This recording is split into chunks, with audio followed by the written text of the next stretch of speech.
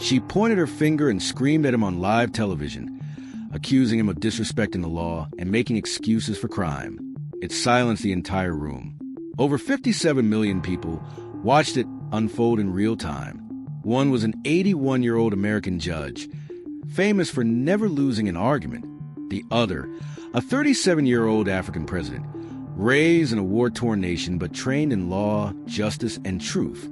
He didn't raise his voice. He didn't get angry. Instead, with calm, quiet precision, he turned the entire conversation upside down and exposed a truth so uncomfortable it left the judge speechless. The clips went viral. Headlines exploded, and the world began asking the same question. How did a young African president end a judge's 30-year legacy with just one question? And what truth did Ibrahim Traoré expose that made this judge shed tears and admit regret in court? To understand that moment, you have to go back to where it all began. It was supposed to be just another televised debate, another well-lit town hall where two public figures traded polished talking points under the safe glow of studio lights. The CNN set was designed for civility, with its sleek backdrop, its poised host, its carefully selected audience seated in neat arcs, ready to applaud politely and nod thoughtfully. The air was calm, scripted. The camera angles were rehearsed, the microphones tested down to the decibel. But behind that polished curtain, something raw and unscripted was brewing. Because these two people seated across from each other weren't just guests, they were symbols. And this room would soon become a courtroom without walls, a battlefield without bullets. First to arrive was Judge Judith Sheindlin, 81 years old, draped in sharp black robes, her collar starched, her expression commanding. She was more than just a TV judge. For decades, she'd been a pop culture icon, a no-nonsense matriarch of televised justice whose gavel strikes were feared as much as they were applauded. She didn't smile, she didn't need to. Her presence alone declared that nonsense would not be tolerated. The audience adored her, especially older viewers. She symbolized order, consequence, discipline. When the host introduced her with warm fanfare, she simply nodded and took her seat like a queen who'd sat on every bench in America. Then, with far less noise, came the man who would undo everything she thought she knew. President Ibrahim Traoré of Burkina Faso. At 37, this young leader didn't walk in like a president used to the pomp of summits and photo ops. He entered slowly, respectfully, his presence quiet but weighty. His eyes scanned the room not for applause, but for meaning. He wore a simple navy suit. No flag pin, no entourage, no arrogance. Just clarity and a silence that said, I didn't come here to perform. I came here to speak the truth. Something in his posture, something unshakably grounded, made the audience shift in their seats without knowing why. The host, Peter Langston, a polished journalist with a reputation for neutrality, welcomed them and laid out the theme, Global Criminal Justice Reform. A necessary dialogue, he called it, between generations and philosophies. But no one knew how literal that would become. The first questions were gentle, even humorous. Judy made a playful jab. I've been judging longer than this young man's been alive. The crowd laughed. Ibrahim even smiled faintly. For a brief moment, it felt warm, familiar, like any other political forum. But then Langston asked a question that didn't just invite opinion. It demanded perspective. He turned to Ibrahim. Mr. President, you've spoken about systemic inequality and justice systems. How does that translate globally? Ibrahim folded his hands, leaned in slightly, his tone low, almost meditative. But his words landed like stone weights. He spoke of inherited systems, how colonial-era laws, though repackaged, still function to punish the poor, the black, the voiceless. He didn't mention the United States by name. He didn't have to. Every sentence cut closer to home. Justice must be more than punishment, he said. It must be awareness of who gets punished and why. The atmosphere shifted. Applause didn't come. Some heads nodded. Others stiffened. A line had been drawn, not with confrontation, but with clarity. Judge Judy stiffened in her chair. The warmth vanished from her face. Her fingers tapped the armrest, a signal longtime viewers knew as a brewing storm. Then she did it. She pointed at him, her voice rising, sharp and unmistakable. "You have no idea what you're talking about," she snapped. The words cracked through the air. "I've spent over 30 years in real courtrooms, not press conferences, not stage panels. I've seen criminals of every background make choices, good choices and bad choices, and I've held them accountable." She leaned in, finger raised. "Don't sit here and tell me justice is broken. I know justice. I've delivered it." The room fell silent. The energy drained out like air from a punctured tire. The earlier laughter was gone. The host froze. The camera crew stopped moving. The audience sat still, some mouths open, some eyebrows raised. Even those who admired her weren't sure what they'd just witnessed. Judge Judy hadn't just disagreed. She had attacked. She'd accused the head of state, on live television, of ignorance. She'd done it with the full force of her courtroom persona. But what no one knew was that President Ibrahim Traoré wasn't about to match her fury. He wasn't going to yell. He wasn't going to argue. He was about to do something far more dangerous. He was about to make her listen. Her words still hung in the air like smoke from a freshly fired gun. The room stayed frozen, locked in a moment where everyone expected an explosion. For Ibrahim Traoré to defend himself, to fire back, to respond with righteous anger. But the explosion never came. Instead, Traoré sat exactly where he was, upright, eyes unblinking, breath steady. He didn't flinch. He didn't frown. He didn't reach for a retort. His stillness, in contrast to Judy's fury, only amplified the tension. After a pause that stretched into eternity, he finally leaned forward, just enough of a microphone to catch the soft edge of his voice. He didn't raise his tone. He didn't interrupt. He didn't retaliate. He asked one simple question, delivered with a calm so unsettling it made the entire room lean forward.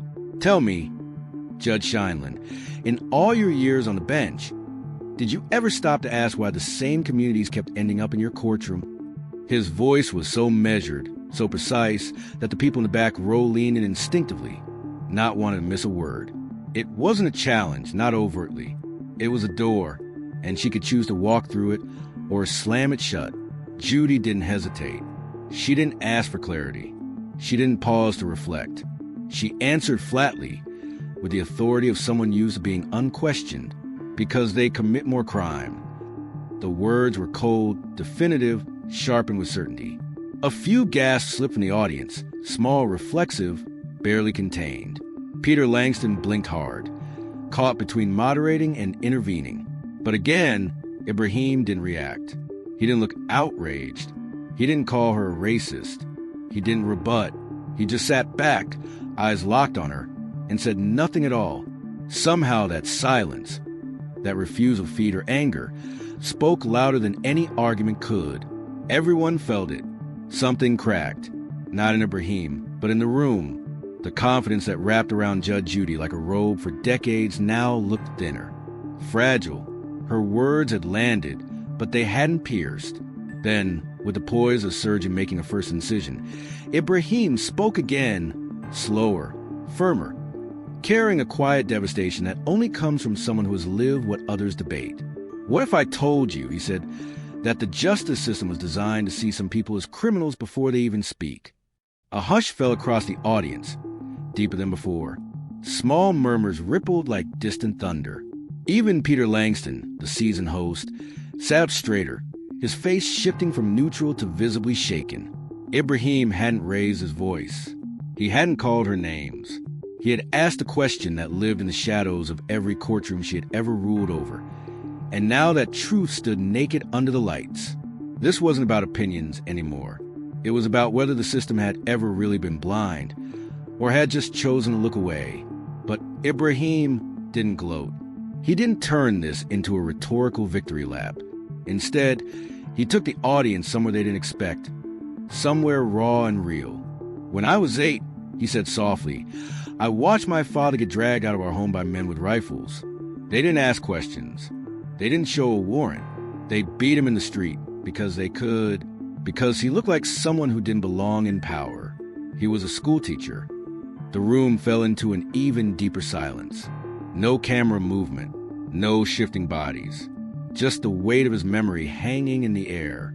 His voice stayed steady, but underneath was a grief sharpened into purpose. "My uncle," he continued, "was taken 2 months later, accused of subversion. No trial, no defense. We buried him in secret."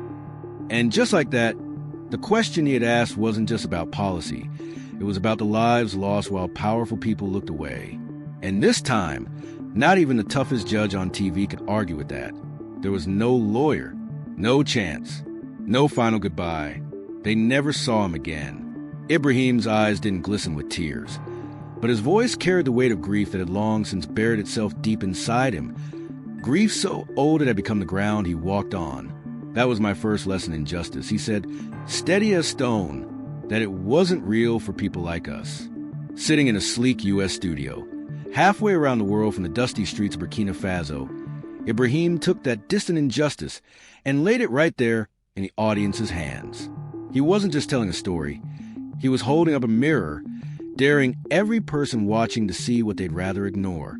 He leaned forward again, his eyes fixed on Judge Judy, his words soft but unyielding. And that, he said, is why I didn't study law to punish. I didn't want to gavel. I didn't want to sit above people.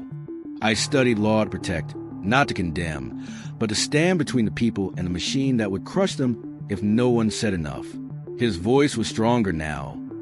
Not louder, but sharper with a quiet conviction, a man who'd seen the inside of courtrooms where his clients didn't even speak the language of their accusers, where they walked in guilty before a word was spoken. He paused, scanning the silent crowd. The silence in those rooms was deafening, he said. No one believed they deserved to be heard, but I stood beside them, and I listened. He turned to Judy again, not to strike, but with something more disarming, empathy. Your Honor, he began, the words deliberate, weighted, and strangely kind. You had the gavel. I had the people. You looked down and saw cases. I stood beside them and saw lives. No insult, no mockery, just a reckoning, and it landed like a tremor under her marble foundation. For the first time, Judy's rigid expression shifted. Her jaw loosened. Her eyes dipped for a second. It wasn't shame, not yet, but the first whisper of doubt. Maybe, just maybe, she spent her career judging the law, but never truly seen the people it failed. She leaned back, fingers tapping her armrest, not with tension, but strategy. She was trying to pull the moment back under her control. Her spine straightened, chin lifted. The well-worn mask slipped back on. With a dismissive flick of her hand, she shot back. You and your statistics, she sneered, voice dripping sarcasm. They can be twisted to fit any agenda. I don't need a spreadsheet to tell me what I've seen with my own eyes. A cautious laugh rippled through the audience. Some people chuckled. Others stared at the floor, unsure. She went on, her tone dagger-sharp with that familiar courtroom bite. This is what happens when these ivory tower lawyers try to school the rest of us. They drown in data and forget what real justice looks like. For a fleeting second, the room tilted back toward her. One older man in the front even clapped. Judy's smirk returned, that well-known look that said, I'm still the judge here. But Ibrahim didn't flinch, didn't smirk. He waited, letting her words clatter to the floor like coins dropped in an empty well. And then he spoke, calm but precise, the storm before the thunder. Is it twisted, he began, to say that black men in America are sentenced to 19% longer prison terms than white men for the same crimes? His voice never rose, but every syllable landed like iron. The audience laughter died in an instant. He continued, each word as deliberate as a gavel strike. Is it twisted to say that crack cocaine, used mostly in poor black neighborhoods, carries sentencing guidelines 100 times harsher than powder cocaine? The version used in wealthy white communities? A visible shiver rippled through the room. Even the host, Peter Langston, shifted in his seat, scanning the cameras like he'd lost control of the narrative. Ibrahim's tone stayed low, but immovable. These aren't opinions, Judge. They're facts from the Sentencing Project, from your own Department of Justice. If they feel twisted, it's because they're true. He let the silence swell again. Judy's mouth opened, instinctively, but the audience wasn't with her anymore. They were with him, watching, listening, and they weren't blinking. She tried anyway. Those numbers, she started, but her voice snagged like a loose thread. Ibrahim looked her dead in the eyes, not with contempt, but disappointment so heavy it made her flinch. "You say justice is about behavior," he said. "You say it doesn't see color. Then tell me, if justice is blind, why does it always see race before it sees evidence?" No one breathed. No one moved. The weight of that single question pressed down on every shoulder in the room. Judy didn't answer, not because she didn't want to, but because for the first time, there was no answer that could save her. No one breathed. No one moved. The weight of that single question pressed down on every shoulder in the room. Judy didn't answer, not because she didn't want to, but because for the first time, there was no answer that could save her. This wasn't a debate anymore. It was a slow, public unraveling of an illusion. That experience alone is authority. That punishment alone is justice. That neutrality was ever real. Judy leaned forward, her voice lower, the edge dulled by a tremor she could no longer hide. "You're young," she said, trying to claw back control. "You haven't seen enough. Justice isn't theory, it's lived. It's earned through years of watching people show you who they really are." It was her last card, the idea that age meant truth. But the room didn't move. No one clapped. They weren't hers anymore. Ibrahim stayed, seated a moment longer, calm, patient, unblinking. Then he pushed his chair back, slowly, reverently, and stood. No gavel, no podium, just the truth. "I've seen enough," he said, his voice smooth but final. "I've seen enough to know that justice, as you defined it, doesn't fall equally on all shoulders." His eyes met hers. No fury, just a kind of unyielding truth that can't be cross-examined away. "I've seen prison cells packed with black boys, teenagers, sent away for things that would get someone else a warning. I've stood in courtrooms where a 5-minute hearing decided the next 15 years of someone's life because they couldn't afford a lawyer." He paused, his tone growing softer, but no less unshakable. "I've seen mothers who don't just cry because their sons were convicted. They cry because they never expected any other ending, because the system told them they weren't meant to win." Then, even quieter, almost gentle, "And I've seen people like you." The words drifted across the stage like a final verdict. Not spat out, spoken like a truth too heavy to fight. People who built legacies, made millions, wearing a mask of justice, but never fixing the machine that crushes the same people over and over. The room felt smaller, tighter. You could almost hear the air shift as Judy's eyes flickered. Her jaw loosened. For the first time in decades, Judge Judy, the immovable gavel, the iron stare, was human. Not humiliated, just cracked open. You could see it in her eyes, something real and raw and rare. Regret. There was no comeback, no clever line, just a woman with nothing left to say, and a man who finally said what needed to be heard. There was no quip, no clever comeback, just silence. Not the silence of defeat, but the silence that comes when someone realizes they've just been met by a person who didn't need a shout to win. Someone who had lived what she had only ever judged from above. The audience didn't clap. They didn't shift in their seats. They just watched, frozen in a moment that demanded reverence, not reaction. The cameras panned slowly. Judge Judy, the woman who for decades symbolized televised justice, staring at a man who had calmly, irrevocably redefined what real justice looks like. And in that silence, with millions watching live, Judge Judy Shinlin, the queen of the final word, lost it. Completely, quietly, irreversibly. When the lights dimmed and the cameras cut to commercial, the panelists were shuffled backstage like any other debate wrap-up. But in the control rooms, the production booths, and across the internet, something very different was happening. Editors were already slicing the clip. Assistants were uploading it to TikTok, YouTube Shorts, Twitter. Viewers, still stunned, did what the internet always does when it sees truth strike like lightning. They clipped it, replayed it, shared it. Within an hour, a 48-second moment of Ibrahim Traoré asking, "If justice is blind, why does it always seem to see race before it sees evidence?" had spread like wildfire. It didn't just trend, it ignited. 57 million views followed in a single day, not because it was loud, not because it was dramatic, but because it was undeniable. because it was real. People who'd spent decades watching Judy shut down defendants with glares and one-liners now watched her sit in silence. Not humiliated, but undone by a truth she couldn't dismiss. TikTok creators layered cinematic music over Ibrahim's voice, slowing the moment Judy's eyes dropped and her jaw slackened. The moment her gavel turned to dust. One viral caption read, "When truth walks in, ego walks out." Another called it the softest knockout in history. The hashtag silence said betrayer went global overnight. Reaction videos flooded YouTube. Not just influencers and pundits, but teachers, lawyers, even retired judges. One clip showed law students at NYU watching the moment in real time, pausing every few lines to break down Ibrahim's rhetorical choices like they were studying a landmark trial. A constitutional law professor called it the most calm, devastating dismantling I've seen in 2 decades of debate. In high schools across America, civics teachers added it to lesson plans about power, speech, and the moral courage to speak truth to legacy. At Howard University, students screened the clip outdoors, then held an open mic where they shared stories of being silenced and what it feels like to finally be heard. Even icons weighed in.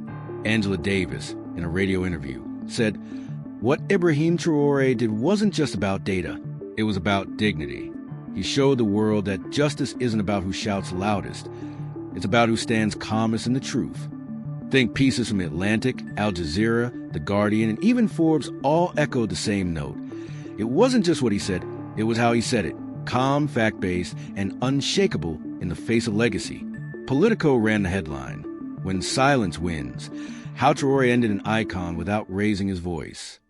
Anderson Cooper opened his next broadcast with, "Something changed last night."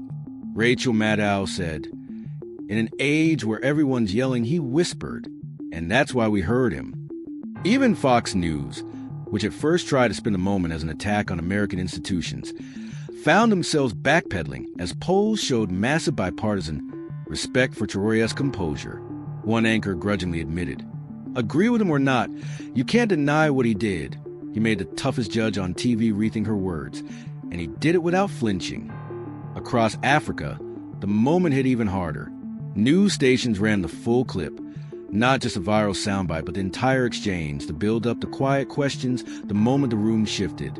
In Ouagadougou, Ibrahim's hometown, people gathered in bars and street corners watching the replay on loop. Murals appeared almost overnight. Not Ibrahim yelling, but sitting calm, hands folded, head tilted, eyes steady. Beneath it, he didn't shout. He told the truth. African leaders tweeted their support. In South Africa, an MP called it a cultural victory over the myth of Western legal neutrality. In Nairobi, law students host a forum. When the gavel fails, a new language for justice. Even in Europe, where Judy's celebrity was less potent, the moment was framed as a generational reckoning. Colonial frameworks on one side, post-colonial clarity on the other. German TV called it a moral checkmate, because in the end, it wasn't about her. It wasn't about him. It was about what happens when someone refuses to be intimidated by age, legacy, or fame, when they speak from lived experience instead of prepared talking points. Ibrahim hadn't come to perform. He came to tell the truth, and it was enough. There were no fireworks, no shouting, no chaos that forced the cameras to cut away. Just a man, his voice, and a truth so raw it didn't need to be loud to echo around the world. In a time addicted to outrage, Ibrahim Traoré offered stillness. In a room designed for performance, he chose presence. Judge Judy spent a lifetime commanding silence with her gavel. But it was Ibrahim's truth, soft, devastating, undeniable, that taught us what silence really means. He didn't roll his eyes. He didn't humiliate her with jokes. He didn't outshout her. He stood calm. He stood grounded. He stood in truth. And that was enough. It was more than enough. So now the question turns to us. Have you ever stayed silent? Not because you were wrong, but because you thought no one would listen? Have you ever felt the weight of someone's title, age, or reputation pressing your voice back down? What if your truth, spoken not in anger, but with calm certainty, was the one thing that could change the room? Would you speak, or stay silent and let the world remain unchanged? Traoré's story isn't just about politics, or race, or reform. It's about the courage it takes to sit in the presence of legacy, tradition, and arrogance, and not look away. Because in the end, this story wasn't about a judge losing her power, or a president gaining it. It was about all of us learning, maybe for the first time, that justice doesn't belong to the loudest voice. It belongs to the clearest one. And when people speak of calm power, of grace under fire, of what it means to hold someone accountable without ever raising your voice, they won't think of the woman behind the bench. They'll think of the man who sat in front of it and simply told the truth. The character Ibrahim Traoré and all individuals depicted here are entirely fictional. Any resemblance to real people is purely coincidental. This story is a work of creative expression. If this moved you, challenged you, or made you think, please consider subscribing. It keeps these stories alive and these truths heard. Thank you for watching.